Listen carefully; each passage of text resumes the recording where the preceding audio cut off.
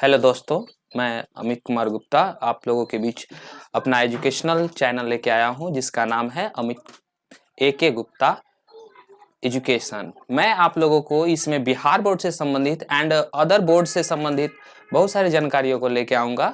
और आज जो है हम आप लोगों के बीच में बिहार बोर्ड का केमिस्ट्री का क्वेश्चंस को लेके आए हैं, हूबहू उस टाइप का जो आपको परीक्षा में पूछा जाता है। तो आज हम पहला क्वेश्चन के साथ देखेंगे। और क्योंकि आप लोगों को पता होगा कि बिहार बोर्ड में जो है टोटल आपको 50% आपको ऑब्जेक्टिव का ही होता है। तो इसमें 50% बोले तो आपको टोटल जो है साइंस के अंदर क्वेश्चन 80 नंबर का पूछा जाएगा। इसमें इसका अगर 50% करेंगे तो आपको 40 नंबर का ऑब्जेक्टिव पूछा जाएगा। तो इस वीडियो में मैं आप लोगों को चैप्टर 1 से केमिस्ट्री का जो है क्वेश्चन वो लाया हूं और आप लोगों के लिए पहले ऑब्जेक्टिव, उसके बाद सब्जेक्टिव का भी नेक्स्ट क्लास लेंगे, उसमें आप लोग इंतजार करेंगे। तो चलिए आज हम आप लोगों के बीच देरी नहीं कर रहे हैं। और ये मेरा पहला वीडियो है और कुछ गलतियां हो जाए, त्रुटियां हो जाए, क्योंकि टेक्निकली तो हम लोग कुछ जानते नहीं है, तो अगर हो जाए तो उसको इग्नोर कर देंगे। और आज से जो है हम स्टार्ट करते हैं आप लोगों के लिए एक नया चैनल, तो सपोर्ट करेंगे गाइज, ठीक है। तो देखते हैं आज जो है हम लोग जो ऐसे ही आज लिख रहे थे। तो यूट्यूब का चैनल का नाम तो पता ही है और कैसे सब्सक्राइब करना है, नीचे का लाल बटन होगा उसको आपको सब्सक्राइब करना है। और तो देखिए बच्चों, रसायन शास्त्र में सबसे पहला जो चैप्टर है उस चैप्टर के अंतर्गत जो क्वेश्चन आया है उसमें एक है कि लोहा को जिंक से लेपित करने की क्रिया को क्या कहते हैं। यानी कि लोहा को ऊपर से जो परत चढ़ाया जाता है, लोहा के ऊपर जो परत, क्योंकि उसको संक्षारण से बचाना होता है, तो उस क्रिया को हम लोग कहते हैं गैल्वेनीकरण। लोहा के अंदर अगर जिंक को चढ़ाते हैं तो इसको गैल्वेनीकरण, कहीं कहीं पर गैल्वेनीकरण को यसद लेपन भी कहता है। यसद लेपन, ठीक है। और इंग्लिश में अगर जाएंगे तो इसको गैल्वेनाइजेशन कहता है। तो आप लोगों को सबसे पहला चीज ये देखना है कि कहता क्या है, क्योंकि कभी कभी हिंदी इतना टफ आता है कि इंग्लिश में भी थोड़ा बहुत जानकारी होना जरूरी है। तो यसद लेपन, गैल्वेनीकरण या इसका गैल्वेनाइजेशन इंग्लिश में होता है। तो बच्चों ये इसका आंसर होगा लोहे को जिंक से लेपित करने की क्रिया को क्या कहते हैं। तो इसका आंसर होगा बी नंबर, जो कि आपको ये दिख रहा है, ये गैल्वेनीकरण दिख रहा है, यही आपको आंसर होगा। ठीक है बच्चों, ठीक है। तो अगला क्वेश्चन पे चलते हैं। तो दूसरा क्वेश्चन है बच्चों कि सिल्वर क्लोराइड का जो रंग होता है वो किस प्रकार का होता है। 4 ऑप्शन आपको दिया गया है, एक श्वेत दिया गया है, उसके बाद पीला, हरा, काला ये दिया गया है। तो बच्चों श्वेत जो होता है, श्वेत कलर क्या होता है, श्वेत जो होता है, श्वेत को इंग्लिश में व्हाइट कहते हैं। ये देखिए ये होता है श्वेत, ठीक है, इंग्लिश में इसको व्हाइट कहते हैं, ठीक है बच्चों। तो इसका जो आंसर होगा वो क्या होगा, आंसर नंबर ए होगा, वो होगा श्वेत होगा। अगर कोई क्वेश्चन से संबंधित आप लोगों को कोई दिक्कत आती है तो आप लोग अपने कमेंट बॉक्स में लिख के बताएंगे कि सर हमें इस क्वेश्चन में दिक्कत हुई है या समझ में नहीं है। मैं आप लोगों के लिए FNQ का जो है क्वेश्चन एंड आंसर आप लोगों के लिए लाऊंगा एक सेशन, उसमें आपको ये बतलाऊंगा, ठीक है। अगला क्वेश्चन पे बढ़ते हैं। इसका आंसर हो गया है श्वेत। बच्चों अगला है जस्ता मतलब जिंक, ठीक है।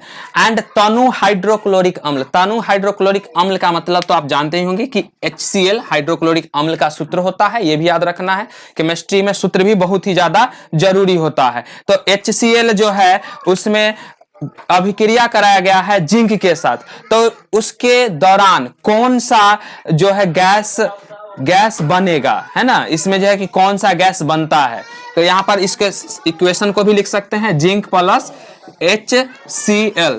इसमें से पूछा जाएगा कि आपको क्या, तो जिंक जो है एक धातु है, ठीक है, धातु, और ये होता है अम्ल। धातु और अम्ल की जब अभिक्रिया कराते हैं तो इससे हाइड्रोजन गैस उत्पन्न होता है, यानी कि हाइड्रोजन गैस बाहर होता है। तो आप यहां पर हाइड्रोजन गैस में आंसर कर देंगे, ठीक है। इसमें हाइड्रोजन गैस जो है ZnCl और यहां पर हो जाएगा H2 जो है, यहां पर बाद में इसको समीकरण को संतुलित भी कर लेंगे, कोई दिक्कत नहीं होगा, ठीक है। तो इसका आंसर होगा H2, C number option.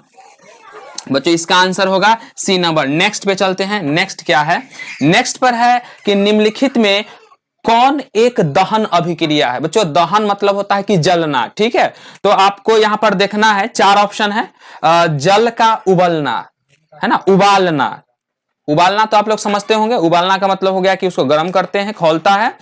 And मोम का पिघलना, है ना, मोम जो पिघलता है वो, पेट्रोल का जलना, इनमें से कोई नहीं। बच्चों तो इसका आंसर जो होगा वो होगा पेट्रोल का जलना, क्योंकि कोई भी चीज जलेगा तभी तो दहन होगा। तो यहां पर इसका आंसर होगा पेट्रोल का जलना। आपको ये वाला जो आंसर है ये सी नंबर, यही आपका आंसर होगा, ये आंसर नंबर सी। फिर आगे बढ़ते हैं।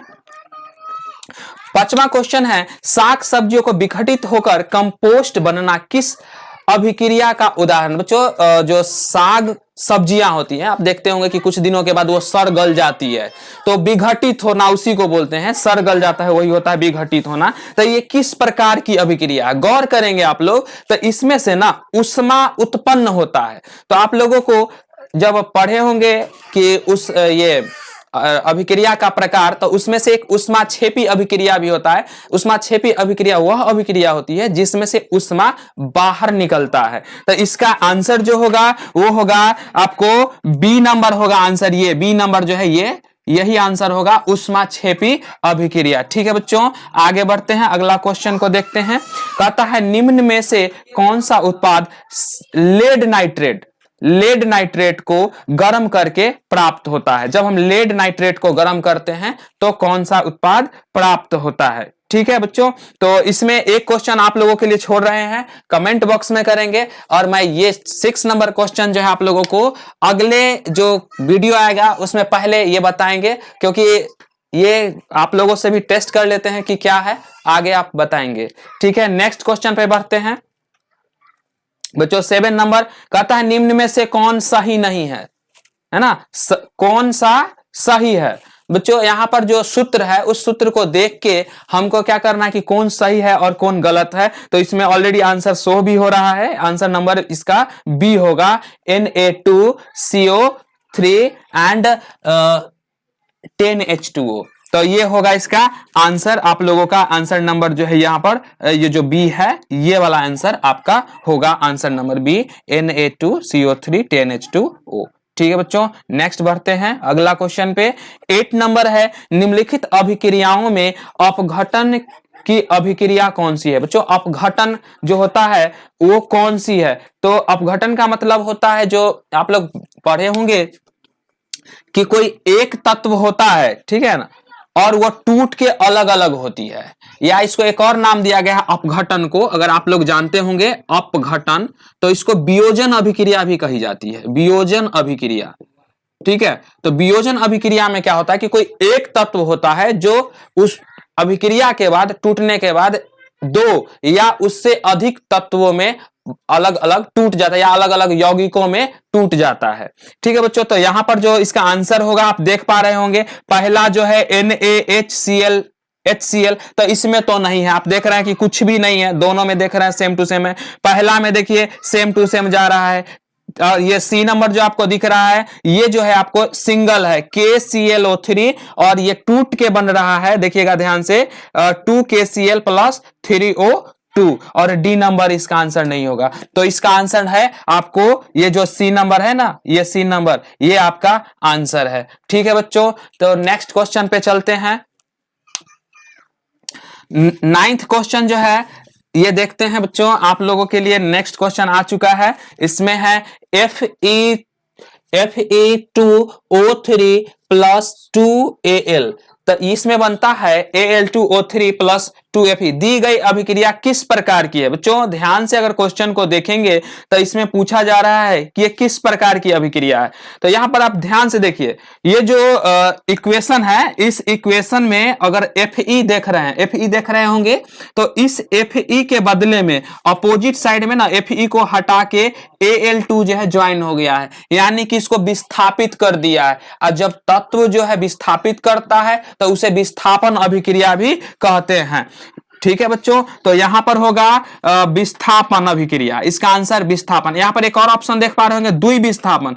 तो जब 2 तत्व जो होता है अलग अलग एक ही साथ एक दूसरे को विस्थापित करता है तब द्विविस्थापन होगा। यहां पर सिंगल विस्थापित हुआ है तो इसका आंसर नंबर डी होगा और यही है आपका सही आंसर, विस्थापन अभिक्रिया। ठीक है बच्चों, नेक्स्ट क्वेश्चन पे चलते हैं। अगला 10 नंबर क्वेश्चन है कि लौह चूर्ण पर तनु हाइड्रोक्लोरिक अम्ल डालने पर क्या होता है। थोड़ा ही देर पहले एक क्वेश्चन इस प्रकार का आया था जिसमें जिंक था, यहां पर है Fe और प्लस में है HCl। इस पर अगर हम लोग डालते हैं बच्चों, इधर थोड़ा लिखते हैं Fe प्लस HCl, ये अगर डालते हैं, ठीक है, Fe प्लस HCl, अगर इसमें हम लोग अम्ल डाल देते हैं तो क्या होता है बच्चों, ध्यान दीजिएगा, इसको समझना है। एनसीईआरटी का बुक आप पढ़ेंगे तो उसमें देखिएगा Fe जो है धातु है और HCl जो है अम्ल होता है। तो जब भी धातु और अम्ल की अभिक्रिया होती है तो इसमें से H2 जो है हाइड्रोजन गैस बाहर निकलता है। तो यहां पर आप ध्यान से देखिएगा तो यहां पर हो जाएगी, क्या हो जाएगी, इसका आंसर है हाइड्रोजन गैस और आयरन क्लोराइड बनता है। ठीक है, हाइड्रोजन गैस और आयरन क्लोराइड, यानी कि ये जो ए नंबर है यही है। ठीक है, तो हमने बोला था हाइड्रोजन गैस उत्पन्न होती है, तो यहां पर क्या हो गया बच्चों, हाइड्रोजन गैस तो उत्पन्न होगी ही। ठीक है, हाइड्रोजन गैस और साथ के साथ आपको इसमें से आयरन क्लोराइड बनता है यानी कि FeCl। ठीक है बच्चों, ये एक सेशन लाएंगे जिसमें आप लोगों को बताएंगे कि रासायनिक अभिक्रिया को किस प्रकार से संतुलित करते हैं, तो उसमें आपको हम ये संतुलित भी करना, कहीं कहीं पर ये ऐसे करके आएगा अगर, तो वो भी गलत नहीं होगा। FeCl2 इस तरीके का आता है और प्लस में होगा आपको H2। ठीक है, तो इसको संतुलित करना होता है तो बस हम आराम से इसको संतुलित कर लेंगे, यहां पर 2 लगा देंगे तो ये संतुलित हो जाएगा। ठीक है बच्चों, तो चलिए आगे बढ़ते हैं अगला में। अगला क्वेश्चन जो है, श्वसन किस प्रकार की अभिक्रिया है। बच्चों ये सबसे आसान क्वेश्चन है, बेहतरीन क्वेश्चन है। श्वसन, जब भी आप सांस लेते हैं तो अपने सांस जब लेंगे ना तो नाक के पास अपना हाथ को रखिएगा और सांस लेते समय थोड़ा सा महसूस करिएगा तो वहां पर गर्मी सा महसूस होगा, यानी कि श्वसन जब भी आपको होगा तो उसमें से उष्मा बाहर निकलती है। नहीं होगा तो आप अपने नाक को देखिए करके, यहाँ पे ऐसे करके, तो सांस ले रहे होंगे तो आपको पता चल रहा हो कि वहां पर गर्मी है, तो गर्मी होगी यानी कि आप लोगों को ये क्या होगा, उष्मा, ये इसमें तो नहीं हो रहा है, लेकिन ये जो है श्वसन एक प्रकार की ऑक्सीडेशन अभिक्रिया है। ठीक है, ऑक्सीडेशन अभिक्रिया है, ऑक्सीडेशन, ऑक्सीडेशन यानी कि इसको ऑक्सीकरण अभिक्रिया कहते हैं। ठीक है बच्चों, तो इस क्वेश्चन का आंसर हम छोड़ रहे हैं 11 नंबर का आप लोगों के लिए, एक हमने छोड़ा 6 नंबर को, एक 11 नंबर को आप लोगों के लिए स्पेशल। अगर आंसर देखना हो तब मैं अभी कमेंट के अंदर इस वीडियो के नीचे जो है आंसर लिख दूंगा, या अगर आप सही आंसर करेंगे तो आपके आंसर को हम हार्ट दे देंगे ताकि आप सभी बच्चे समझ जाएंगे कि इसका पक्का आंसर क्या है। चलिए बच्चों नेक्स्ट क्वेश्चन पे चलते हैं।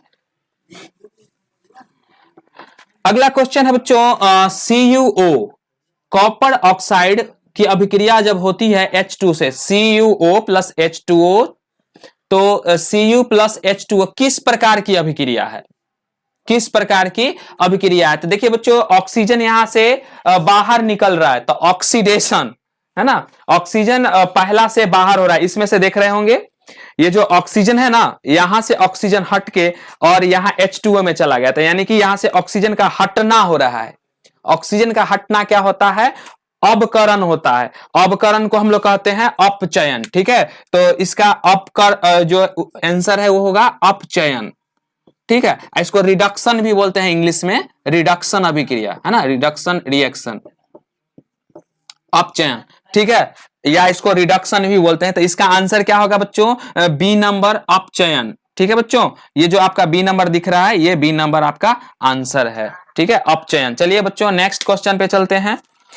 अब आइए, ये तो बहुत ही शानदार क्वेश्चन है, 13 नंबर जो है, ये क्वेश्चन पिछले साल में पूछा गया है क्वेश्चन, कई सालों में। ये जो है इलेक्ट्रॉन के स्थानांतरण से बने यौगिक कहलाते हैं। देखिए, इलेक्ट्रॉन के स्थानांतरण से जो बनता है उसको क्या कहते हैं, तो यहां पर है सहसंयोजी, विद्युत संयोजी, कार्बनिक, इनमें से कोई नहीं। देखिए, जब भी इलेक्ट्रॉन का स्थानांतरण होता है बच्चों, जब भी इलेक्ट्रॉन को त्याग कर या इधर से उधर जो जाता है, जब भी त्याग करता है, याद रखिएगा एक छोटा सा बात कि इलेक्ट्रॉन, कोई भी तत्व अगर इलेक्ट्रॉन एक दे देगा किसी को, जैसे सोडियम के पास एक प्लस में अगर आएगा तो ये हो गया सोडियम आयन।